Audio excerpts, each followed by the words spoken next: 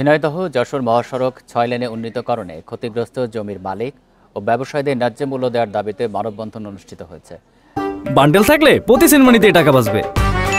বিকাশ send money bundle কিনে জিতুন প্রতি লেনদেনে। এ সময় অবরোধের জেরে মহাসড়কে প্রায় ১ ঘন্টা বন্ধ থাকে যান চলাচল। সকালে কালীগঞ্জ উপজেলা শহরের বাসস্ট্যান্ড এলাকায় আয়োজিত এই কর্মসূচিতে বক্তারা অভিযোগ করেন, জমির মালিকদের ২০২২ সালের মৌজা মূল্য দেওয়া হচ্ছে। যেসব জমির দাম ১০ লাখ টাকা, সেই জমির দাম দেওয়া হচ্ছে ২ লাখ টাকা করে। এছাড়া বাড়ি বা প্রতিষ্ঠানের ক্ষেত্রেও সম্পূর্ণ ক্ষতিপূরণ না দিয়ে আংশিক দিচ্ছে কর্তৃপক্ষ।